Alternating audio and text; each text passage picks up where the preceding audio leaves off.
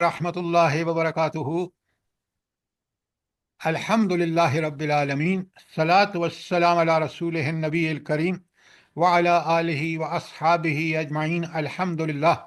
अल्हम्दुलिल्लाहिल्लज़ी हदाना लिहाज़ा व मा कुन्ना लिनहतदिय लौला अन हदानल्लाह। रब्बिश्रह ली सदरी व यस्सिर ली अमरी वहलुल उक़दतम मिन लिसानी यफ़क़हू क़ौली। आमीन या रब्बुल आलमीन। गुज़श्ता कई दिनों से हमने दर्स का अपना सिलसिला, जो रेगुलर दर्स सूरह हज चल रही थी, उस को हमने मुनक़ते करके और आपके सामने बहुत सारे लेक्चर्स हुए हैं, जिसमें जो आखिरी था वो तज़किया नफ्स के बारे में था। आप क्या समझते हैं कि ये सारे लेक्चर्स ज़रूरी थे या नहीं हमारे फ़हम कुरान के हवाले से? बहुत ज्यादा बहुत जरूरी। जरूरी थे सर, बहुत जरूरी बहुत है। ज्यादा जरूरत थी हम लोगों को इनकी। अच्छा, अब हम वापस आते हैं। दादो आपको वा- सलाम नहीं किया। क्लास शुरू हो गई पहले से। उम्मे अब्दुल्ला, आपका करते माइक हैं। खुला हुआ है। अच्छा, अब हम आते सॉरी हैं सर जी। वापस सूरह हज पर। कुरान मजीद में सूरह हज कितने नंबर पर है तरतीब नज़ूली के? सारी, हाँ, जो उसकी मुसहफ की तरतीब है। 22 पे। हाँ, 22 पर है। अच्छा, अब पहले तो मैंने कई दफ़ा आपको लिखवाया है, आपको याद होगा कि इसमें कुछ सूरतें मक्की हैं, कुछ आयात मक्की हैं और कुछ आयात मदनी हैं। अब मक्की सूरतें जो हैं उनके मज़ामीन बिल्कुल अलग हैं और मदनी सूरतों के मज़ामीन बिल्कुल दूसरे हैं। जज़ाकल्लाह। अच्छा, अब मक्की सूरतों के जो मरकज़ी मज़ामीन हैं वो 3 हैं। आप में से कोई बता सकता है वो 3 क्या है मरकज़ी मज़ामीन मक्की सूरतों के? जी सर, तौहीद, रिसालत और आखिरत। आखिरत। बस ये आपका कुल मबलग इल्म है। आप बिल्कुल नहीं पढ़ते, हैंडआउट में भेजता हूं ना, वरना आप फौरन मुझे बताते। ये मैं कई दफ़ा बता चुका हूं आपको। सबसे पहले खुदा के लिए लिखें। तालिब इल्म पेन कापी आपने हाथ में रखता है और जो अहम इंफॉर्मेशन है वो नोट कर लेता है, फिर जाके याद रहती हैं। सबसे पहला मक्की सूरतों का मजमून है अकायद व ईमानियात। मैंने आपको 3 साल में नाज़िल होने वाली सूरतें जो हैं वो कल परसों भेजी हैं। आप पढ़ते होते ना तो आप देख लेते। अच्छा, अगर आपसे कोई सवाल करे, भाई ठीक है आप कह रहे हैं मक्की सूरतों का बड़ा मजमून अकायद व ईमानियात है, तो कुरान में कहाँ पर है ये अकायद व ईमानियात का मजमून? मक्की सूरतों में कहाँ पर है?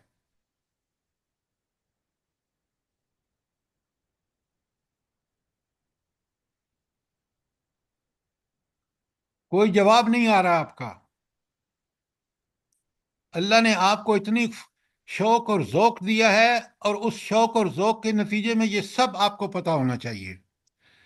आखिरी 2 पारों के अंदर सूरतें सारी की सारी या तो तौहीद के बारे में है या आखिरत के बारे में है। और सूरत नंबर 93 वद्दुहा और अल इंशिराह हुजूर नबी करीम सल्लल्लाहु अलैहि वसल्लम के बारे में, रिसालत के बारे में है। सवाल भी नहीं करते आप और फिर जवाब भी नहीं देते।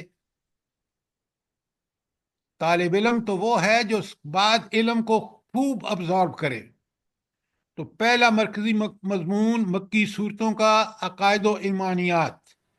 अगर कुरान में देखना हो तो आखिरी दूसरे दोनों पारे 67 से लेकर 114 तक, 67 मुल्क का नंबर है और 114 नंबर, तो अकायद व ईमानियात की भरमार है यहाँ पर।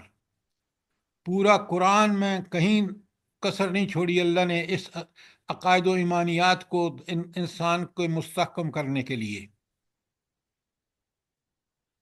कोई सवाल यहाँ तक? دوسرا مضمون، بہت بڑا مضمون جو قرآن کا ہے، وہ ہے مکی صورتوں کا، وہ ہے قصص الانبیاء اور انباء الرسل۔ انبیاء کے قصے، نبیوں کے قصے قرآن نے بیان کیے ہیں۔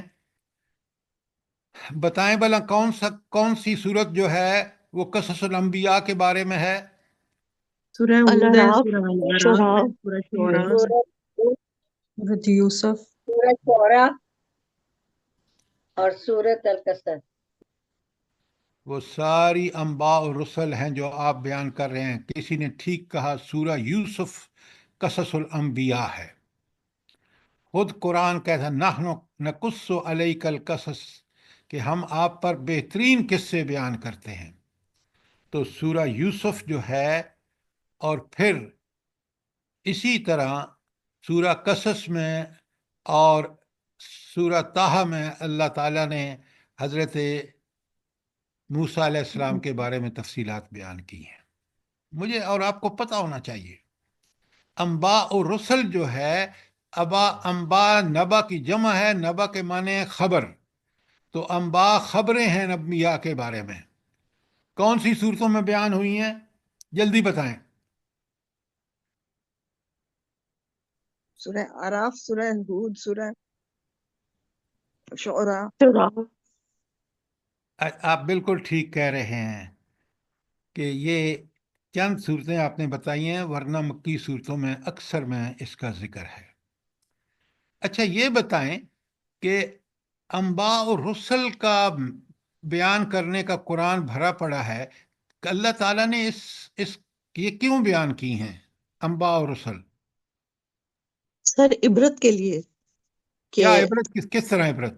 عبرت اس طرح سے کہ اگر وقت کے رسول کی بات مانو گے تو کامیاب ہوگے، اور اگر نہیں مانو گے تو ایسے ہی برباد ہوگے جیسے یہ قومیں۔ بالکل آپ نے ٹھیک کہا، انباء اور رسل عبرت کے لیے ہیں، اور عبرت اس لیے کہ قرآن بھی نذیر اور محمد رسول اللہ صلی اللہ علیہ وسلم اور سارے انبیاء بھی نذیر۔ اور وہ نذیر انہوں نے کس بات کی سے ڈرایا اور کس بات کو وارننگ دی ہے؟ اگر تم یہ جو اللہ کا پیغام نبی کہہ رہے ہیں میں دے رہا ہوں، اگر تم نے نہیں مانا تو تمہاری تباہی سے، عذاب سے کوئی چیز تمہیں بچا نہیں سکتی، اور اگر تم نے مان کر اس پر منو ان عمل کیا تو دنیا میں بھی میں اللہ، آپ فرماتے ہیں میں تمہارا ساتھ دوں گا، اور آخرت میں جنت دوں گا۔ کیوں؟ سارے معاملات کا انجام کس کے پاس ہے؟ اللہ کے پاس ہے۔ تیسرا بڑا کوئی سوال کریں تاکہ آپ کو دیکھیں، جب سوال آپ نہیں کرتے تو پھر جب میں سوال کر دوں گا آپ جواب بھی نہیں دے سکتے۔ اچھا، اب تیسرا بڑا مضمون اخلاقی تعلیمات ہے۔ یہ جو اخلاقی تعلیمات کا مضمون ہے، یہ قرآن میں کہاں آیا ہے؟ جی سورہ حجرات کے اندر حجرات۔ بنی اسرائیل کے۔ میڈم حجرات مدنی ہے، ذرا غور سے بات سوال سمجھ کے جواب دیں، تکے مت ماریں۔ سر یہ سورہ مائدہ۔ مومنون میں ہے، سورہ مومنون اور سورہ کون سی آیات ہیں؟ المعراج۔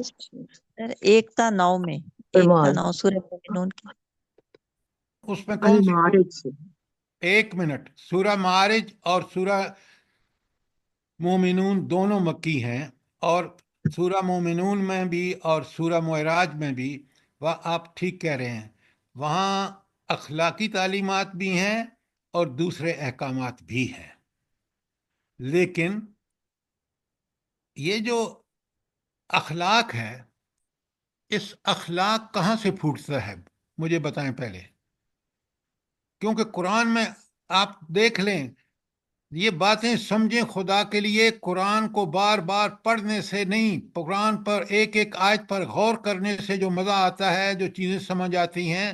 قرآن اس لیے نازل ہوا، صرف پڑھنے کے لیے نازل نہیں ہوا، قرآن عمل کی کتاب ہے۔ اور یہ جو باتیں ساری میں آپ کے سامنے رکھتا ہوں، یہ ساری کی ساری انسان کو سمجھ بوجھ کے بعد غور و فکر کا نتیجہ ہے۔ تو قرآن میں اہمیت کیا ہے اخلاق کی؟ پہلے تو مجھے بتائیں اخلاق کا سورس کیا ہے؟ اخلاق کون سی چیز سے اخلاق برآمد ہوتا ہے؟ نمبر 1 سوال۔ مان کی مضبوطی سے سر۔ سیرت انبیاء۔ انا للہ و انا الیہ راجعون۔ ڈاکٹر صاحبہ یہ آپ کا جواب میں ایکسپیکٹ نہیں کر رہا تھا کہ آپ اتنا الٹا جواب دیں گی۔ ایمان کی بنیاد، ایمان اخلاق جس چیز سے پھوٹتا ہے، اخلاق کی جہاں سے انسان کو موٹیویشن ہوتی ہے، وہ ایمان ہے۔ اللہ پر ایمان، رسول اللہ صلی اللہ علیہ وسلم پر ایمان، آخرت پر ایمان، یہ ساری چیزیں مجھ سے تقاضا کرتی ہیں کہ میرا اخلاق بہترین ہونا چاہیے۔ اور جتنی میں نے آپ کو آلریڈی بھیج چکا ہوں کہ اللہ تعالیٰ کے پسندیدہ لوگ کون ہیں اور اللہ تعالیٰ کے ناپسندیدہ لوگ کون ہیں قرآن میں، ان کے ٹکڑے آیت کے آپ کو بھیج چکا ہوں۔ وہاں ساری کی ساری اخلاقی صفات والوں کو، جن میں فضائل اعلیٰ درجے کے ہیں، اللہ تعالیٰ ان کو پسند کرتا ہے، اور جن لوگوں میں رذائل اخلاق ہیں ان کو اللہ تعالیٰ ناپسند کرتا ہے۔ ایسا ہی ہے، میں نے بھیجا نہیں ہے آپ کو؟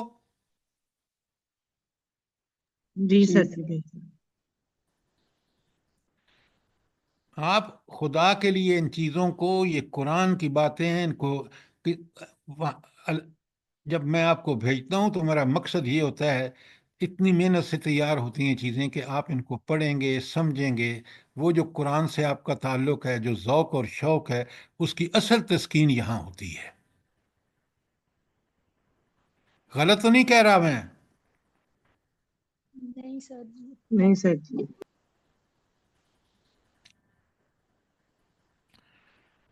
تو 3 بڑے مضمون ہیں مکی صورتوں کے، عقائد و ایمانیات جو آخری 2 پاروں میں ہیں، قصص الانبیاء اور انباء و رسل۔ قصص الانبیاء خاص کر آئے ہیں سورہ یوسف میں، پھر حضرت موسیٰ کے بارے میں طٰہٰ میں ہیں، اور سورہ قصص میں ہیں۔ پھر جو انباء و رسل انبیاء کے بارے میں خبریں، وہ خبریں ہیں کہ تم اگر انبیاء کے کہنے پر چلو گے، ان کی بات کو، کیونکہ انبیاء اللہ کی طرف سے وحی کی جو بات کر رہے ہیں، اللہ تعالیٰ کی بات کر رہے ہیں، اس پر سچا پکا یقین والا ایمان لا کر اس پر عمل کریں گے، دنیا اور آخرت دونوں بہتر ہو جائیں گی۔ اگر اس کو آپ نے انکار کیا، اچھا اب ہم بڑے آسان سے کہہ دیتے ہیں بھئی کافر انکار کرتے ہیں، ہم تو اللہ کا مسلمان ہیں، مسلمان گھر میں پیدا ہوئے ہیں۔ یقین مانیے اتنی سی بات پہ ہم بالکل بخشے نہیں جائیں گے۔ ہم اللہ تعالیٰ خود فرماتے ہیں کہ جو لوگ بعض چیزوں پر ایمان لاتے ہیں اور بعض پر ایمان نہیں لاتے، ان کو دنیا اور آخرت کا عذاب ہوتا ہے۔ اور وہ آج ہم مثال ہیں دعوے اسلام کے، اور عمل دیکھ لیں، اپنے ملک میں دیکھ لیں، پوری امت مسلمہ کو دیکھ لیں، ہمارے اعمال یہود و نصارہ اور ہندوؤں جیسے ہیں۔ اللہ تعالیٰ تو صاف بتا رہا ہے کہ وَادْخُلُوا فِي السِّلْمِ کافہ، پورے کے پورے دین میں داخل ہو جاؤ۔ اور وہ سورہ بقرہ کی آیت 85 ہے جو میں آپ کو بتایا، اَفَتُؤْمِنُونَ بِبَعْضِ الْكِتَابِ وَتَكْفُرُونَ بِبَعْضٍ فَمَن يَفْعَلْ مِنكُمْ ذَلِكَ إِلَّا خِزْيٌ فِي الْحَيَاةِ الدُّنْيَا، دنیا میں رسوائی، وَيَوْمَ الْقِيَامَةِ يُرَدُّونَ إِلَىٰ أَشَدِّ الْعَذَابِ، اور آخرت میں شدید ترین عذاب کی طرف لوٹائے جائیں گے۔ اب ہم اگر یہ سمجھتے ہیں کہ ہم نے پورے دین کو بس مان لیا ہے یا اللہ کو تسلیم کر لیا ہے، یہ کافی نہیں ہے، اللہ کی بات کو بھی من و ان تسلیم کرو، اور پوری کی پوری کو تسلیم۔ ایسا نہیں ہے کچھ چھوڑ دو اور کچھ کرو۔ بات سمجھ آ رہی ہے کہ نہیں آ رہی؟ جی سر جی۔ دیکھیں میں آپ کو لوریاں دے کے سلا سکتا ہوں، سارے اچھے وعدے، لیکن قرآن کہتا ہے کہ قرآن کا منشا بیان کرو۔ قرآن کا منشا یہ ہے کہ ہم پوری زندگی اللہ تعالیٰ کی عبادت میں گزاریں، اور اللہ کی عبادت یہ ہے کہ ہر حال، ہر جگہ، ہر وقت اللہ نے جن باتوں کا حکم دیا اس کو کرو، جس سے روکا ہے جس سے منع کیا اس سے رک جاؤ۔ کوئی سوال مکی صورتوں کے بارے میں یا ان کے مین مضامین کے بارے میں؟ سر میرا ایک سوال تھا، یہ جو حضرت ہم صورت مریم میں حضرت مریم کا ذکر ہے تو اس کو ہم اس میں شمار نہیں کرتے قصص الانبیاء کی اس میں زمرے میں؟ بھائی میں نے آپ کو تفصیل سے بتایا ہے کہ حضرت مریم کا وہ قصہ جو ان کی زندگی کے بارے میں ہے، کہ کس طرح وہ پیدا ہوئیں، کس طرح ان کی پرورش ہوئی، یہ قصص ہے۔ لیکن انبیاء کے سارے وہ واقعات جس میں ان کی دعوت کا انکار کرنے والوں پر عذاب آیا اور جو انہوں نے مان لیا، ان کو اللہ تعالیٰ نے بچا لیا، وہ انباء الرسل ہیں۔ اب بات سمجھ آئیے کہ نہیں؟ جی سر، صحیح سمجھ آ گئی۔ سوال کریں تو میں جواب دوں نا۔ اب مجھے پتہ نہیں ہوتا نہ، آپ سوال کرتے ہیں۔ جو آپ کے دل میں بات ہے وہ کھل کے بات کریں تاکہ باقی لوگوں کو بھی سمجھ آئے۔ اب آئندہ میں جب بھی سوال کروں نا مکی صورتوں کے مرکزی مضامین کے بارے میں، آپ نے ٹھیک ٹھیک جواب دینے ہیں۔ اچھا، ٹھیک ہے سر۔ اس کے بعد اب آ جائیے مدنی صورتیں۔ اچھا، مکی صورتوں کی تعداد زیادہ ہے یا مدنی صورتوں کی؟ مکی صورتوں کی۔ مکی صورت۔ اچھا، مکی میں زیادہ تعداد کیوں ہے؟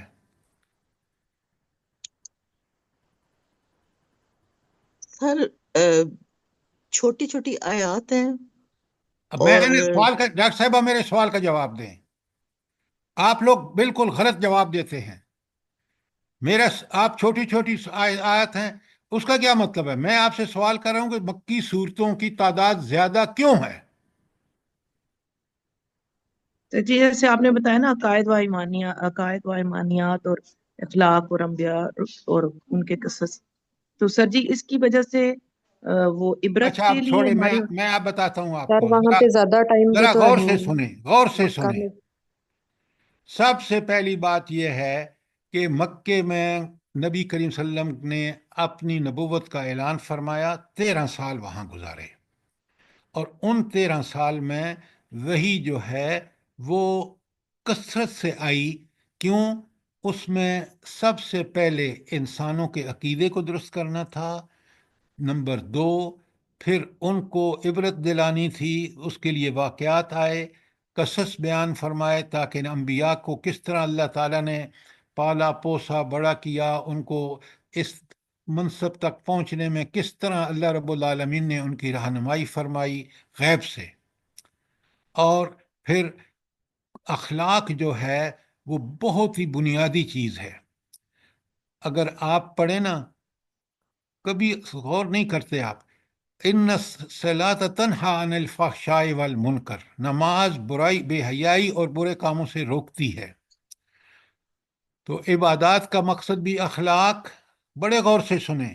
اور میں نے بتایا ہے اور آپ کو آیات بھیج چکا ہوں کہ اللہ تعالیٰ کے محبوب وہی لوگ ہیں جن میں اخلاقی فضائل ہیں، اور اللہ تعالیٰ کے نزدیک مبغوض، جن پر غضب اللہ کا نازل ہوا، وہ لوگ ہیں جن کے اندر اخلاقی رذائل ہیں۔ تو نماز ہمارے اخلاق کو بہتر بناتی ہے، روزہ تقوی پیدا کرتا ہے۔ تقوی کا مطلب ہی یہی ہے کہ ہر برے کام سے رک جانا، ہر نیک کام کو جلدی کرنا۔ اسی طرح حج ہے، حج بھی اللہ تعالیٰ نے بہترین انسان کو ہدایات دیں کہ حج کے دوران نہ جھگڑا، نہ فضول کسی قسم کی بات نہیں ہونی۔ تو اس لیے مدینے میں تو آ کے 4 بڑے مضمون ہیں، لیکن 10 سال کل مدینے میں زندگی ہے نبی کریم صلی اللہ علیہ وسلم کی، اور وہاں 4 بڑے مضمون ہیں۔ بڑے غور سے سنیے۔ پہلے ہیں احکامات۔ کیوں؟ احکامات اس وقت نفاذ ہو سکتا تھا جب نبی کریم صلی اللہ علیہ وسلم کو حکومت مل جاتی، تو مدینے میں آ کے سب سے پہلے آپ کو حکومت ملی، اللہ تعالیٰ کا ادھر حکم ہوا کہ یہ کام کرو، اور آپ نے اس کو نافذ کر دیا۔ آپ کے ملک میں 75 سال ہو گئے۔ اللہ کا غضب دیکھیے کہ ہم نے سود کو آج تک متنازع بنا رکھا ہے، جبکہ سود کے بارے میں اللہ تعالیٰ فرماتے ہیں کہ یہ وہ برا عمل ہے کہ جس کا اللہ تعالیٰ کبھی معاف نہیں کرے گا۔ سوچیں ذرا، اللہ یہ اور رسول سے جنگ ہے، جی اللہ اور رسول سے جنگ ہے سود۔ جنگ ہے۔ کوئی جیت سکتا ہے اللہ اور رسول سے؟ بتائیں مجھے۔ ہرگز نہیں۔ بالکل، کیا پدی کا شوربہ۔ اس رب کے ساتھ جنگ کرنے چلے ہیں جس کے لشکروں کی اور جس کی طاقت اور قدرت کہ ہماری گردن مروڑ دے سیکنڈ میں، اس سے جنگ جیت سکتے ہیں آپ؟ پتہ نہیں ہم نے قرآن کو کیا سمجھ رکھا ہے۔ یقین مانیں، ہم قرآن کو اگر اس کا صحیح مقام دیتے تو آج ہمیں بھی اللہ تعالیٰ عزتوں سے نوازتا۔ ہم نے اس کو چھوڑا، نے اللہ کے احکامات کو چھوڑا، اور آج ذلت اور پستی کا دیکھیں، انتہا دیکھیں جس میں ہم آج مبتلا ہیں۔ پہلا، اب میں مدنی صورتوں کے بیان دیکھیں نا، مجھے اگر آپ یہ چیزیں ایبزارو کر کے جواب دیتے تو میں آج سیدھا اپنے ٹاپک پہ چلا جاتا۔ جب تک مجھے قرآن کی اوور آل پوری پکچر میرے سامنے نہیں ہے تو میں کیسا مسلمان ہوں، میں کیسا اپنی زندگی کو تبدیل کر سکتا ہوں؟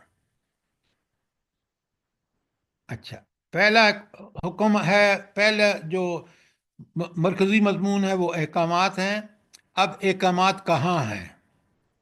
سب سے پہلے اگر آپ دیکھیں سورہ بقرہ کا جو دوسرا آخری نصف ہے، پہلا نصف تو یہود کے بارے میں ہے سارا کچھ، اور اس کے بعد جو امت مسلمہ کو جب یہ رول دے دیا گیا کہ تم اب امت وسط ہو، تم نے یہ فریضہ سر انجام دینا ہے کہ نبی کریم صلی اللہ علیہ وسلم آخری نبی ہیں، تم نے اس دین کو، تو تم جو ہے شہادت دو گے۔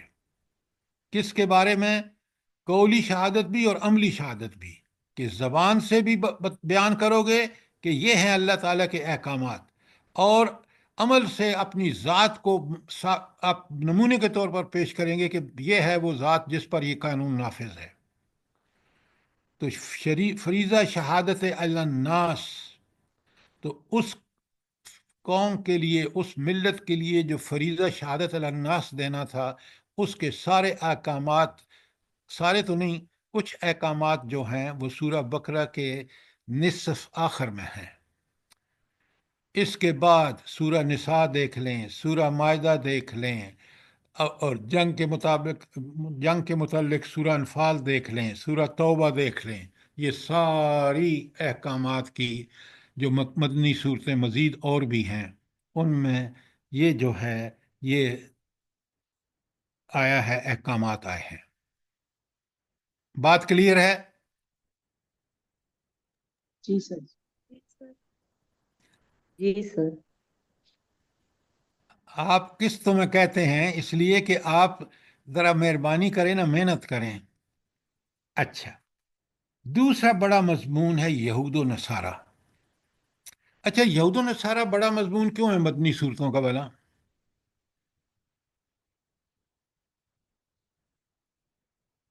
سر ان کی کیونکہ وہ نافرمانیاں ہیں، اور تاکہ ہم کو عبرت حاصل کریں۔ تو ہماری نافرمانیاں کم ہیں ڈاکٹر صاحبہ؟ جی ہماری ان سے بھی زیادہ ہے۔ ہم ان سے بدتر ہیں، تو پھر کوئی وجہ اور ہے؟ سر وہ وہاں پہ چونکہ رہتے تھے نا، مدینہ میں وہاں کے مقیم زیادہ تر جو تھے وہ یہود و نصارہ تھے نا، ان کے ساتھ ڈیل کرنا ہوتا تھا مسلمانوں اور نے، نبوت اور ہمیشہ ان ان کو کی، سے خطاب بھی تھا اللہ تعالیٰ سے۔ اور نبوت بھی تواتر سے ان کے اس میں آ رہی تھی۔ سر جی، یہود کے 3 جو قبیلے تھے، بنو قینقاع، بنو نذیر، بنو قریظہ، انہوں نے اب نبی کریم صلی اللہ علیہ آپ قسطوں میں بتا رہے ہیں۔ سب سے پہلا ریزن جو ہے بنیادی یہ ہے کہ ان کے اندر وہ وہ جو فریضہ شہادت علی الناس جو ان سے چھین کر بقرہ کی 143 میں مسلمان اللہ نبی کریم صلی اللہ علیہ وسلم کی امت کو دے دیا گیا، وہ اس کے پیروکار تھے۔ ان کا کام تھا، ان کے اندر ہمیشہ انبیاء موجود رہے، کبھی دو بھی رہے، تو ان کا فرض تھا وہ انہوں نے ادا نہیں کیا. سب سے بڑا جرم ان کا یہ ہے. پھر آپ جب مدینہ پہنچے تو 3 قبیلے وہاں موجود تھے. یہ 3 قبیلے کیوں سیٹل ہوئے تھے مدینے میں؟ جلدی بتائیں. سر ان کی کتاب میں موجود تھا کہ ایک نبی آئیں گے اب مدینہ میں. دیکھیں، آپ ذرا غور سے دیکھیں. اللہ اکبر، اللہ اکبر. وہ بیٹھے انتظار میں ہیں کہ وہ نبی آئے، اور وہ بدبختی دیکھیں جب اللہ کی نافرمانیاں کرتے ہیں آپ، تو اللہ تعالیٰ نے انہی کو جو اس چیز سے محروم کر دیا اپنی نافرمانیوں کی وجہ سے، اپنے تعصب کی وجہ سے، کہ نبی آیا اور وہ اس نبی کے خلاف کھڑے ہو گئے. حالانکہ بدبختی دیکھیں، ان کے بڑے اس لیے یہاں اب آ کے آباد ہوئے تھے کہ ان کو پیشین گوئیاں تھیں، ان کے اپنے انبیاء نے دی تھیں، کتابوں نے دی تھیں کہ یہ نبی آئے گا. سوچیں، غور کریں اور دیکھیں کہ ہمیں ان سے یہ سبق ملتا ہے کہ تمہیں ہر چیز چھوڑ کے اس نبی آخر الزمان، اور تم اس نبی کی امت ہو جس نے فریضہ شہادت علی الناس اس نے زندگی میں دیا، اس کے بعد تم نے دینا ہے. اور مسلمان کس قدر غافل ہیں. تو دوسری بڑا مضمون یہود و نصارہ ہے. بقرہ کا پہلا نصف یہود کے بارے میں، آل عمران کا پہلا نصف نصارہ کے بارے میں، اور پھر ان کی مثال مدنی صورتوں میں اور آگے چلتا چلا جائے گا. کوئی سوال یہاں تک؟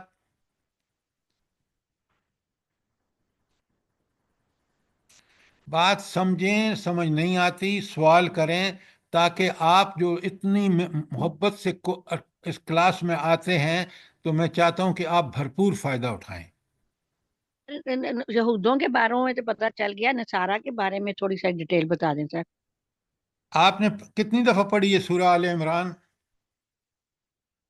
سر کافی دفعہ پڑھی الحمدللہ. تو پھر آپ نے کافی دفعہ پڑھی ہے تو آپ کو وہاں نہیں پتا کہ پوری آدھی جو ہے وہ نصارہ کے بارے میں ہے؟ سورہ مریم نہیں پڑھی آپ نے؟ جی سر، جی سر، جی سر. اس لیے میں بار بار کہہ رہا ہوں کہ ان کو غور سے پڑھیں. اب سنیں نصارہ کون ہے.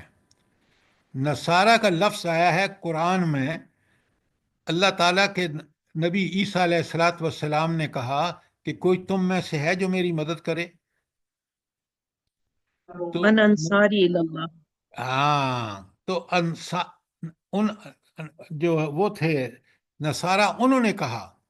تو نصارہ اصل میں یہاں جو ہے یہ عیسائیوں کے لیے استعمال ہوا ہے. کیوں؟ کہ ان کے پیروکار اپنے آپ کو نصارہ کہلاتے تھے، لیکن انہوں نے شرک کی انتہا کر دی. نبی ادھر حضرت عیسیٰ علیہ السلام کو اللہ تعالیٰ نے اٹھا لیا، اور ان بدبختوں نے کہا کہ عیسیٰ علیہ السلام نعوذ باللہ کیونکہ من باپ کے پیدا ہوئے تھے، وہ اللہ کا معجزہ تھا. اور انہوں نے کہا کہ نہیں، وہ تو اللہ ان کا ہی باپ ہے، وہ اللہ کے بیٹے ہیں، نعوذ باللہ. اچھا، اب ان نصارہ کی گمراہیاں جو ہیں وہ آپ سورہ مریم میں بھی دیکھ سکتے ہیں، سورہ آل عمران میں دیکھ سکتے ہیں، اور قرآن میں دوسری جگہ بھی دیکھ سکتے ہیں. کوئی سوال؟ تیسرا بڑا مضمون، پہلے دو کون سے ہیں؟ احکامات اور اہل کتاب.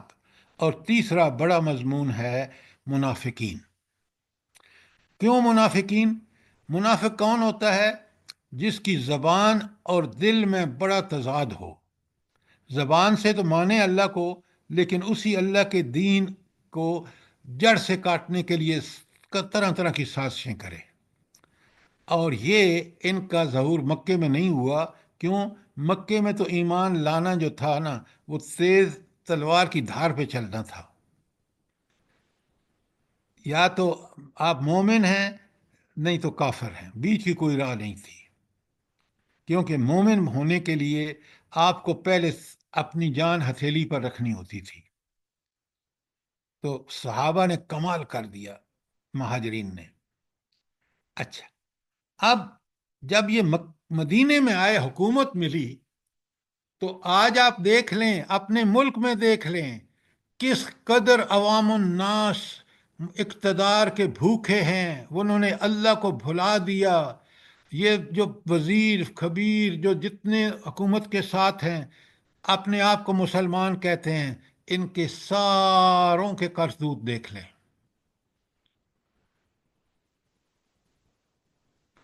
وہ جو حکومتوں سے تنخواہ پاتے ہیں، چاہے وہ عوام ہوں، خواص ہوں، علماء ہوں، کس قدر گمراہی کا باعث بن رہے ہیں۔ تو منافقین وہ لوگ ہوتے ہیں جو دین کا دعویٰ تو کریں لیکن دل سے دین کا غلبہ نہیں چاہتے۔ کیوں؟ دین کا نفاذ تو وہی چاہتا ہے جو اللہ کا مخلص بندہ ہے۔ تو منافقین آپ کو بالکل سورہ بقرہ کے شروع میں آیت 8 سے 20 تک پڑھ لیں، پھر آپ سورہ آل عمران میں چلے جائیں، سورہ نساء میں چلے جائیں، سورہ مائدہ میں چلے جائیں، ساری مدنو صورتوں میں کہیں نہ کہیں ان کے آپ کو حوال مل جائیں گے۔ اور چوتھا مضمون ہے جہاد و قتال پر تبصرے۔ اگر آپ چاہیں تو میں وہ بھیج دیتا ہوں آپ کو، آپ پڑھ لیں تاکہ آپ کو پتہ ہو کہ غزوہ بدر جو رمضان 2 ہجری میں ہوئی ہے، اس کی سورہ انفال میں اس کا تبصرہ ہے، غزوہ احد کا سورہ آل عمران میں ہے، سورہ احزاب کا غزوہ احزاب کا تذکرہ سورہ احزاب میں ہے، صلح حدیبیہ کا تذکرہ سورہ الفتح میں ہے، اسی طرح غزوہ تبوک کا تذکرہ سورہ توبہ میں ہے۔ سورہ توبہ۔ آپ کہیں تو میں آپ کو بھیج دیتا ہوں کہ کن آیات میں ہے، کس صورت میں ہے، تاکہ آپ کے پاس آپ پڑھیں نہ پڑھیں گے تو میں نے آپ کو پوری انفارمیشن دینی ہے، وہ اللہ کی توفیق سے، میرا کوئی کمال نہیں ہے، میں اس اللہ کے کرم سے آپ کو بھیج رہا ہوں۔ بھیج اب دیا آپ آپ نے، بھیجے ہیں غزوات؟ جی بھیجے میں سر جی، بہت پہلے بھیجے تھے آپ نے غزوات۔ ہاں، لیکن آپ دیکھیں نا، آپ کو تو یاد ہے کیونکہ آپ ان کا استعمال کرتے ہیں، کسی کو یاد نہیں ہے۔ اچھا، اب دیکھیں، میں نے آدھا گھنٹہ لگایا ہے قرآن کے مرکزی مضامین، مکی سیرتوں کے 3 مرکزی مضامین ہیں، عقائد و ایمانیات، قصص الانبیاء اور انباء الرسل، اور تیسرا ہے اخلاقی تعلیمات۔ مدنی صورتوں کے 4 مرکزی مضامین ہیں، ایک ہے احکامات، ایک ہے اہل کتاب، ایک ہے منافقین، اور چوتھا ہے جہاد و قتال پر تبصرے۔ اب آپ کا کوئی سوال ہو قرآن کے مرکزی مضامین کے حوالے سے؟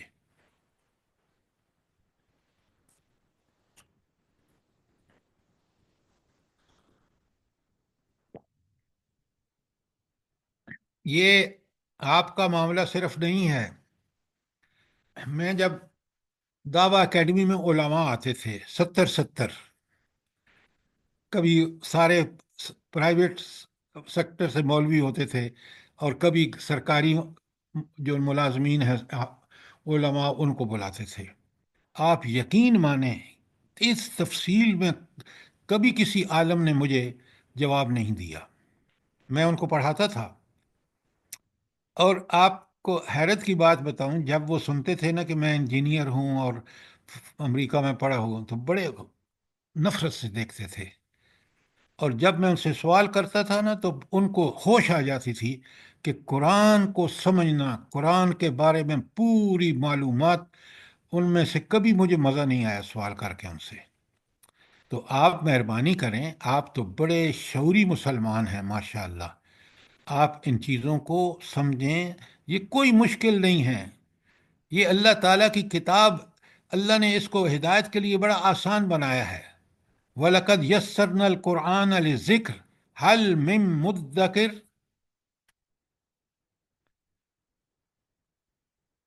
اچھا، اب اگر آپ کو کوئی سوال نہیں ہے تو میں اب چلتا ہوں سورہ حج جو ہم نے شروع کر رکھی تھی۔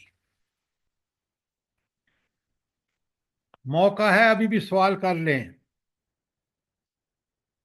اچھا، سورہ حج جو قرآن میں 22 نمبر پر ہے، اس میں کچھ حصہ مکی ہے اور کچھ حصہ مدنی ہے۔ اچھا، اب بڑے غور سے دیکھیں، اب میں نے اس ساری جو تمہید باندھی ہے تاکہ آپ کو پتہ چل جائے کہ سورہ کے مکی مضامین جو ہمیں پتہ ہیں، تو سورہ حج جو شروع ہو رہی ہے وہ کس سے شروع ہو رہی ہے؟ جلدی بتائیں۔ سر مکی مضمون ابتدائی حصے میں سر جی آخرت تو کی بھائی آپ جو میں کہہ رہا ہوں اس کو سنیں کہ سورہ کی شروع کس آخرت آیت سے ہو رہی ہے؟ سر جی قیامت کے آخرت ذکر کے سے بارے میں ان زلزلۃ الساعۃ شیء عظیم۔ آخرت ان ساعت سر زلزلت شیء عجیب، یہ کس کا بیان ہے؟ مکی سورہ آخرت کا سر آخرت کا بیان ہے، مکی بات بولے۔ آخرت کس کا بڑا مضمون ہے؟ مکی صورتوں کا، مکی عقائد میں۔ تو لہذا یہ آیات مکی ہیں۔ ثبوت کیا ہے کہ اس میں بیان جو ہے وہ مکی صورتوں کا جو بیان ہے عقائد و ایمانیات اس سے شروع ہو رہی ہے۔ بات کلیئر ہے؟ جی سر جی سر جی سر جی اچھا، اب میں آپ اسی صورت کے آیت اس پہ آ جائیے۔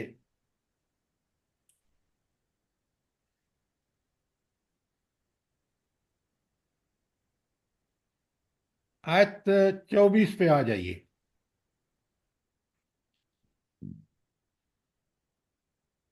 اب میں آپ کے سامنے آیت 25 پڑھ رہا ہوں، بڑے غور سے سنیے۔ ان الذین کفروا ویصدون عن سبیل اللہ والمسجد الحرام الذی جعلناہ للناس سواء العاکف، یہ جو مضمون ہے یہ کون سی صورتوں کا مضمون ہے؟ جی یہ مدنی ہے، کیونکہ آپ صلی اللہ علیہ وسلم مدینہ سے عمرہ کرنے کے لیے جا رہے تھے تو حدیبیہ کے مقام پر روک لیا گیا تھا، اس وقت پہ یہ نہیں، آیات یہ آگے کی بات مت کریں۔ وہ جی حدیبیہ جو ہے، صلح حدیبیہ ہوئی ہے کتنی ہجری میں؟ 6 ہجری میں۔ 6 ہجری میں۔ اچھا، اب یہ ہے بات اصل میں، جب مکہ سے مدینہ ہجرت کی اللہ کے رسول صلی اللہ علیہ وسلم اور صحابہ نے، تو کافروں نے روک دیا ان کو۔ تو اس کا مطلب ہے کہ یہ صورت جو ہے یہ مدنی ہے، مدینے میں نازل ہوئی، کیونکہ 1 ہجری میں ہوا یہ کہ کافروں نے جب بندی لگائی اور مسلمان اور نبی کریم صلی اللہ علیہ وسلم تو مکے کے رہنے والے تھے، وہ حج اور عمرے کی سعادتیں حاصل کرتے تھے، لہٰذا ان کو بڑا دکھ ہوا کہ ہم نے ہجرت کے بعد اس سے محروم ہو گئے۔ تو یہاں سے یہ مضمون جو ہے یہ 1 ہجری ذوالحجہ میں نازل ہوا، اور اس سے 1 تا 24 آیات مکی ہے۔ اب بات سمجھ آ گئی کہ نہیں آئی؟ جی سر جی، آپ نے لکھایا ہوا ہے کہ 24 آیات وہ جو ہے یہ لکھا اللہ ہوا تو ہے، جواب آپ دیتے نہیں ہیں۔ لکھنے کا فائدہ کیا ہے؟ علم تو وہ ہے جو آپ کو پتہ ہو، آپ سوال کرے کوئی، آپ جواب دیں، آپ سمجھا سکیں۔ دیکھیں نا، اس میں میرا بھی اور آپ کا کتنا وقت ضائع ہو رہا ہے کہ وہی چیزیں جو ہم نے پہلے بتائی ہیں آپ بتا نہیں سکتے۔ اب میں قرآن پڑھاتا جاؤں، آپ پیچھے کی چیزیں نہ آپ کی سمجھ میں ہوں، نہ میں ان کو کوشچن کر کے سمجھوں، تو آپ مجھے بتائیں یہ قرآن پڑھنے کا کوئی صحیح طریقہ ہے؟ جلدی بتائیں۔ نہیں سر نہیں سر جی۔ تو پھر آپ دیکھیں نا، ماشاءاللہ اتنا وقت لگاتے ہیں آپ کیوں نہیں اس سے مستفید ہوتے؟ قرآن کو اس طرح کیوں نہیں پڑھتے جس طرح نبی کریم صلی اللہ علیہ وآلہ وسلم، صحابہ اور صحابیات نے پڑھا، اور انہوں نے اس قرآن پہ عمل کر کے دنیا میں عزتیں پائیں، اللہ کے سب سے قریب لوگ بن گئے، رضی اللہ عنہم ورضوا عنہ، اللہ ان سے راضی، وہ اللہ سے راضی۔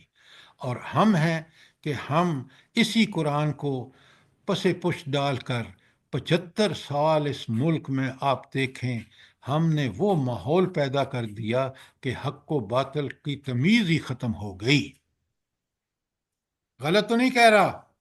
نہیں سر جی، صحیح کہہ رہے ہیں۔ تو میں اور آپ بدلیں گے تو اللہ تعالیٰ ساری صورتحال کو بدل دیں گے۔ اچھا، اب رہ گئے 20 منٹ، اور اب میں آ رہا ہوں آیت 47 پر، جو جہاں ہم نے چھوڑا تھا۔ کوئی سوال اس سے پہلے ہو، تاکہ میں نے کوشش کی ہے کہ پوری طرح قرآن اور قرآن کے بعد سورہ جو یہ حج ہے اس کو جوڑ دوں تاکہ آپ لوگ پوری طرح سمجھ لیں۔ کوئی سوال؟ اچھا، اب اگر کوئی سوال نہیں ہے تو میں نے بتایا تھا آپ کو کہ آیت 42، میں نے 47 سے شروع کرنا ہے۔ آیت جو آیت جوڑا، ہم آیتوں کو جو اکٹھی کر دیتے ہیں نا، اور آپ کو میں بھیجتا بھی ہوں کہ نظم کلام کیا ہے، تو آیت 42 تا 44 میں، آیت 42 تا 48 میں جو مضمون ہے وہ ایک ہی 48 تک آیتیں ایک ہی جیسی ہیں۔ اس میں سب سے بڑی بات جو بتائی گئی ہے کہ لوگوں کو عبرت دلائی گئی ہے سابقہ قوموں سے۔ میں بڑا جلدی سے آپ کو بیان کر رہا ہوں۔ آیت 42، وَإِن يُكَذِّبُوكَ، اے نبی صلی اللہ علیہ وسلم اگر یہ آپ کو جھٹلا رہے ہیں نا مکے والے، فَقَدْ كَذَّبَتْ قَبْلَهُمْ قَوْمُ نُوحٍ وَعَادٍ وَثَمُودَ، تو اس سے پہلے آپ مثالیں دیکھ لیں، قوم نوح ہو، قوم عاد ہو، قوم سمود ہو، انہوں نے اپنے انبیاء کو جھٹلایا جس طرح آج یہ مکے والے جھٹلا رہے ہیں۔ اس کے علاوہ قوم ابراہیم و قوم لوط، یہ بھی قومیں جو دونوں تھیں، ابراہیم علیہ السلام اور لوط علیہ السلام، انہوں نے بھی جھٹلایا انبیاء کو۔ وَأَصْحَابُ الْمَدْيَنِ وَكُذِّبَ مُوسَىٰ موسیٰ کو السلام کو بھی جھٹلایا گیا، اور اصحاب مدین نے بھی یہی حرکت کی۔ اللہ تعالیٰ اب سنت بیان کر رہے ہیں، جھٹلانے والوں قوموں کے بارے میں کیا سنت ہے، بڑے غور سے سمجھیں۔ فَأَمْلَيْتُ لِلْكَافِرِينَ، میں نے ان کافروں کو مہلت دی، ڈھیل دی، کہ تاکہ یہ توبہ طائب ہوں، باز آ جائیں، اور اس مہلت کا مقصد یہ تھا کہ ان پر حجت تمام ہو جائے، قیامت کے دن وہ یہ نہ کہہ سکیں کہ اے اللہ آپ نے تو ہمیں مہلت ہی نہیں دی۔ تو اللہ تعالیٰ نے مہلت دی۔ اب جب وہ مہلت کے بعد بھی باز نہیں آئے، ثم اخذتهم، پھر میں نے ان کو پکڑا، فکیف کان نکیر، تو پھر دیکھ لو میرا عذاب کیسا تھا۔ تو قیامت تک پڑھنے والے، قرآن پڑھنے والوں کو یہ پتہ ہونا چاہیے کہ نبی کے وقت کے نبی کی اگر نافرمانی کی اور ڈھیل میں بھی باز نہ آئے تو اس کے بعد عذاب اللہ تعالیٰ کی دائمی سنت ہے۔ اچھا، سر جی، اور ہمارے لیے بھی کتنی بڑی وارننگ ہے کہ آج اگر نبی کریم صلی اللہ علیہ وسلم کے راستے پر نہ چلے تو ہمارے لیے بھی ایسے ہی کچھ ہوگا۔ میڈم آپ کیا بات کر رہی ہیں؟ آپ نے 70 سال اللہ تعالیٰ سے وعدہ کیا کہ ہم اس ملک میں اسلام نافذ کریں گے، 70 سال سے زائد ہو گئے، اسلام تو کیا قرآن کا نام لینے والے بھی باقی نہیں ہیں۔ آج جس تیزی سے ہم طاغوت، شیطان اور ہندو کے پیچھے جا رہے ہیں، قرآن کو پس پش ڈال رہے ہیں، اس کا کتنا بڑا عذاب اللہ بڑا حلیم ہے، بردبار ہے، وہ کس قدر ہمیں وہ دے رہا ہے ڈھیل۔ اس وقت یقین مانیں، اگر اکثریت توبہ طائب نہیں ہوتی، اللہ کے دین کی طرف نہیں پلٹتی، تو عذاب ہمارے انتظار میں ہے۔ میں غلط تو نہیں کہہ رہا؟ نہیں سر جی، بالکل صحیح کہہ رہے ہیں۔ آپ خود اپنے دوستوں، احباب، گھر والوں کو، اپنی سہیلیوں کو، سب کو بتائیں کہ اب ہم اللہ کی مہلت سے فائدہ نہیں اٹھائیں گے تو عذاب ہمارا مقدر ہوگا۔ اللہ تعالیٰ فرماتے ہیں، کیا بات ہے، سبحان اللہ و بحمدہ، سبحان اللہ العظیم۔ اللہ تعالیٰ فرماتے ہیں، یہ میں سورہ عنکبوت کی آیت 40 پڑھ رکھوں، لکھ لیں اپنے پاس، سورہ عنکبوت آیت 40، فَكُلٌّ أَخَذْنَا بِذَنبِهِ، ہم نے ہر ایک کو ان کے گناہوں کی وجہ سے پکڑا. تو اللہ کا عذاب کس وجہ سے آتا ہے؟ بزم بزم گناہوں کی وجہ سے. آپ اپنے معاشرے کو دیکھ لیں، عقائد ہوں، عبادات ہوں، معاملات ہوں، اخلاق ہوں، ہم اللہ کی نافرمانیاں یعنی گناہوں سے پر ہیں. تو اللہ تعالیٰ سنت بیان کر رہے ہیں فَكُلٌّ أَخَذْنَا بِذَنبِهِ، ہر ایک کو ہم نے ان کی گناہوں کی وجہ سے پکڑا. فَمِنْهُمْ مَنْ أَرْسَلْنَا عَلَيْهِ حَاصِبًا، اور ان میں سے کچھ ایسے ہیں جن پر ہم نے پتھروں کی بارش کی. وَمِنْهُمْ مَنْ أَخَذْتُهُ صَيْحَةً، اور کچھ کو چنگھاڑ نے تیز آواز نے توہ برباد کر دیا. وَمِنْهُمْ مَنْ خَسَفْنَا بِهِ الْأَرْضِ، کچھ ایسے ہیں جن کو ہم نے زمین میں دھسا دیا. وَمِنْهُمْ مَنْ أَغْرَقْنَا، اور ان میں سے کچھ ایسے تھے جن کو ہم نے غرق کر دیا. فرعون کی مثال. اللہ تعالیٰ بڑے پیار سے آگے کہتے ہیں، سنیں، غور سے سنیں، سمجھیں ان کو. وَمَا كَانَ اللَّهُ لِيَظْلِمَهُمْ، اللہ ہرگز ان پر ظلم کرنے والا نہیں تھا. وَلَكِنْ كَانُوا أَنفُسَهُمْ يَظْلِمُونَ، بلکہ وہ اپنے نفسوں کے ساتھ ظلم کرتے تھے، اس کی وجہ سے اللہ نے ان کو برباد کیا. ورنہ اللہ تو برباد کرنے والا نہیں تھا، ان کے کرتوت ایسے تھے. اور یہاں جو شروع کی آیت اس کو پڑھیں، وَأَخَذْنَا فَكُلٌّ أَخَذْنَا بِذَنبِهِ، ہر ایک کو ہم نے ان کی گناہوں یعنی نافرمانیوں کی وجہ سے پکڑا. آج امت مسلمہ کی نافرمانیوں کا کوئی آپ جواز پیش کر سکتے ہیں؟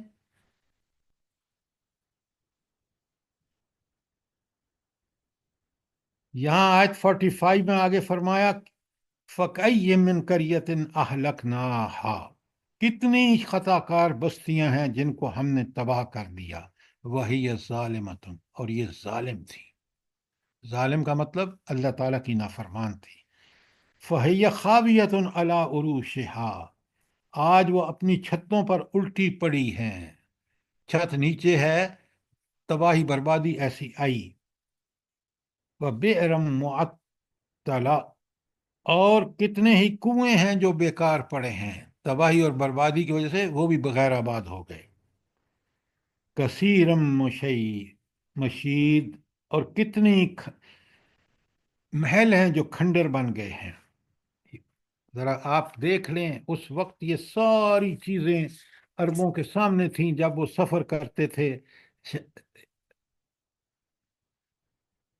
اور 46 میں فرمایا، بڑے غور سے سنیں، افلم یسیروا فی الارض، کیا وہ زمین میں چلتے پھرتے نہیں ہیں؟ فتکون لہم قلوب یعقلون بہا، اور ان کے دل سمجھنے والے ہوں. یہ دل جو اللہ تعالیٰ نے دیا ہے نا، اس سے عبرت حاصل کریں ان واقعات سے. وآذان یسمعون بہا، اور ان کے کان سننے والے ہوتے، کاش. فَإِنَّهَا لَا تَعْمَى الْأَبْصَارُ، حقیقت یہ ہے کہ آنکھیں اندھی نہیں ہوتیں. وَلَكِنْ تَعْمَى الْقُلُوبُ، بلکہ دل اندھے ہو جاتے ہیں. الَّتِي فِي الصُّدُورِ، جو سینوں میں ہے. تو دل برائیاں کر کر کر کے، اور وہ ایک دھبا لگتا ہے گناہ کر کے، اتنے گناہ کر کے وہ سیاہ ہو جاتا ہے. جب سیاہ ہو جاتا ہے تو اللہ تعالیٰ اس پر مہر لگا دیتا ہے، نہ وہ اس کو سننے اور سمجھنے کی ساری صلاحیت سلب کر لی جاتی ہیں. وہ دنیا پرستی، ہوس پرستی، خواہش پرستی کے پیچھے دیوانہ ہو جاتا ہے، اور یوں پھر اللہ تعالیٰ کا عذاب آتا ہے، اور ایسے لوگوں کو اللہ تعالیٰ ملیہ میٹ کر دیتا ہے. یہ 47 تھی. اور اب آپ نے دیکھا کہ قرآن نے حق ادا کر دیا ہے کہ لوگوں کو کس طرح جو ہے وہ عذاب میں مبتلا کرنے کی سنت کیا ہے اللہ کی. سر جی قیامت تک 46 ہے، 47 نہیں پڑھی ابھی. میں نے 46 تک پڑھ کے اس کا خلاصہ بیان کر رہا ہوں. جی اب کوئی سوال آپ کا آیت 46 تک. کتنی بڑی تاریخی حقیقت ہے جو اللہ تعالیٰ بیان کر رہے ہیں کہ تم دیکھ لو. عربوں کو اس وقت کہا، اور آج ہمیں ساری ہمارے سامنے ہے. کہ یہ نافرمان قومیں اللہ تعالیٰ کس طرح برباد کرتا ہے، کس طرح وہ اپنے آپ کو سمجھتی ہم بڑے عروج پر ہیں، لیکن اللہ تعالیٰ کی نافرمانیوں کی وجہ سے اللہ تعالیٰ کے عذاب کا ایسا مستحق ہوتی ہیں کہ آپ دیکھ لیں کس طرح شان و شوکت پوری سائنس اور ٹیکنالوجی کی اور افراد کی کثرت کی ذلت دیکھنی پڑی افغانستان میں، کس طرح نہتھے افغان مجاہدین نے کس طرح ان کو غرور کو خاک میں ملا دیا، آپ کے سامنے ہے۔ لیکن ہم ہے کہ دنیا پرستی سے ہماری آنکھیں ہٹتی نہیں ہیں کہ ہم دیکھیں، ہمارے کان ان حقائق کو سننے کے لیے تیار نہیں۔ آج بھی آپ یہ دیکھیں کیا بدبختی ہے کہ ہم ان سے سبق نہیں لے رہے۔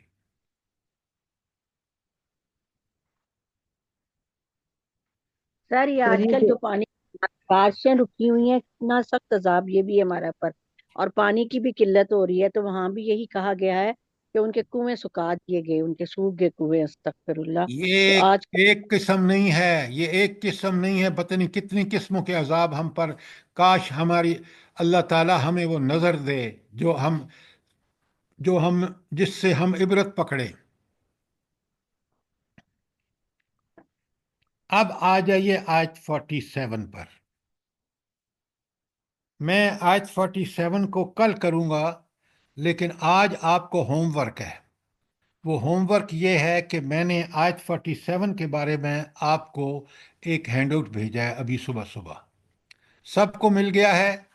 جس کو جی نہیں سر، ملا وہ مجھے جی یہ سر، مت بتائے، وہ مجھے اپنا واٹس ایپ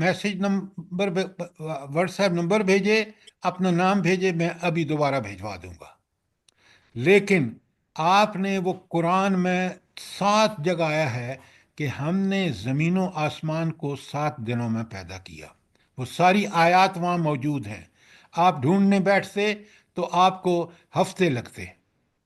وہ ساری کی ساری 7 کی بجائے کئی اور آیات جن میں انڈائریکٹلی ذکر ہے وہ بھی موجود ہیں۔ تو اس کا یہ جو وہ سارا صرف ایکسپلینیشن ہے۔ آیت 47 کا جو حصہ ہے وَإِنَّ يَوْمًا عِنْدَ رَبِّكَ كَأَلْفِ سَنَةٍ مِمَّا تَعُدُّونَ، یہ اس کی تشریح ہے۔ آپ نے پڑھ کے آنا ہے، میں نے کل آپ سے پہلے سوال کرنے ہیں اور پھر میں آگے چلوں گا، جو کسر رہ جائے انشاءاللہ گی وہ میں پوری کر دوں گا۔ انشاءاللہ سر جی پوری انشاءاللہ۔ کوشش کریں گے کہ کل آپ کو ہم سے شکایت نہ ہو۔ اللہ آپ کو بہت جزائے خیر دے۔ یہ دیکھیں نا، قرآن پڑھنے کا جو صحیح طریقہ ہے وہ یہ ہے کہ طالب علم خود محنت کرے اور ٹیچر جو ہے وہ کوئی کسر نہ چھوڑے، بات کو جو قرآن کی اور حدیث کی معلومات ہیں وہ آپ کو ڈیلیور کرنے میں کوئی کمی نہ کرے۔ جزاک اللہ سر، آپ تو بہت اچھا کر رہے ہیں، بس ہمارے دماغ اس وقت حاضر نہیں ہوتے، پتہ نہیں کیوں۔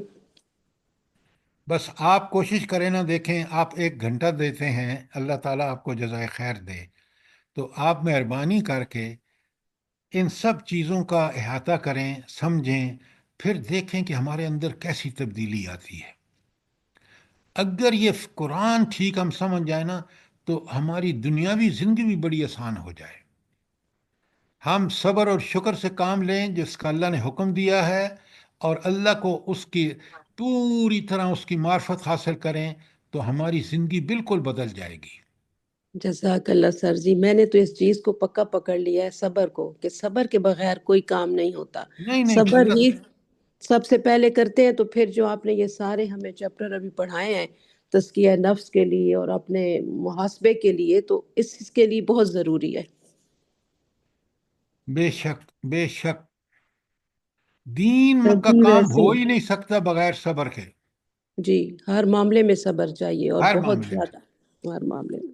سر جی جزاک اللہ۔ یہ جیسے آپ پڑھا رہے ہیں الحمدللہ، وہ کوئی عالم بھی نہیں پڑھاتا سر جی، وہ 3 سال کا کورس 6 سال کا، چاہے وہ 8 سال کا ہو سر جی، اس طرح نہیں ہم نے کبھی بھی نہیں پڑھا ماشاءاللہ، نہیں، جیسے ہمیں آپ سمجھ آئی ایک ہی ایک نہیں، ہم چیز تو کو کب سے پڑھ رہے جی ہیں، اور اب صحیح سر سے جو پڑھ رہے ہیں تو ہم ایک ایک آیت کو الحمدللہ رکتے ہیں، تبدیلی تو ہم میں آئی ہے سر، کوشش ہم کرتے ہیں پوری کہ دن میں جو جو ہم پڑھ رہے ہیں ہمارے دماغوں میں وہی رہے، بس یہ کہ اس وقت سوالوں کے جواب اس وقت ہم فوری نہیں دے سکتے، پتہ نہیں کیوں۔ کوئی مسئلہ نہیں، اگر آپ میں یہ تبدیلی آ رہی ہے تو یہی مقصود ہے کہ آپ سمجھیں، غور کریں۔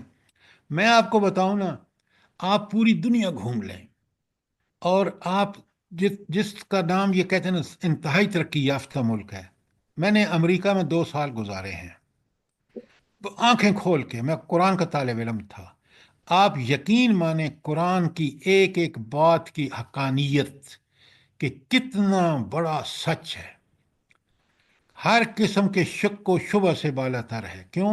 میں نے اس امریکہ کی ساری ترقی کو بھی دیکھا اور قرآن مجید کی آیات میں جو ہدایات اور تعلیمات ہیں ان کو بھی دیکھا۔ میں بالکل یقین مانیں قرآن ہی کی پیشن گوئی تھی کہ یہ تہذیبیں کس طرح جو مین میڈ کا لاز ہیں انسان کو، وہاں درندگی کی آپ انتہا دیکھیں۔ ایک بچی بیچاری جو ہے وہ اس کو دنیا میں ایسا بنا کے پیش کیا گیا ہے جیسے کوئی وہ لذت لینے کی چیز ہے، نعوذ باللہ، حالانکہ وہ ماں کے روپ میں دیکھیں تو کس قدر اس کی عزت ہے، اس کے پاؤں کے نیچے جنت ہے۔ بیٹی ہے تو اس کی تعظیم کا کیا کہا، کتنا اللہ نے حکم دیا ہے۔ تو ایک بہن ہے تو دیکھیں اس میں کتنی محبت بھری ہوئی ہے، ماں کے لیے، بھائیوں کے لیے، باپ کے لیے۔ تو یہ قرآن جو کچھ بتاتا ہے نا، اگر آپ غور و فکر کریں، سوچیں، تو آپ کو نظر آئے گا کہ حق اگر ہے تو اس قرآن اور سنت میں ہی ہے۔ بے شک سر جی، مگر یہ دیکھیں کہ وہاں کوئی ہورڈنگ نہیں لگی ہوئی جس طرح ہماری چپے چپے پہ عورتوں کی لگی ہوئی ہے، کپڑوں کے لیے، شیمپو کے لیے، پتہ نہیں کس کس کے لیے۔ تو ان کے ملک میں تو میں نے کوئی ایسی ہورڈنگ نہیں دیکھی جہاں پہ عورتوں کی تصویریں اس طرح لگی ہوئی ہوں۔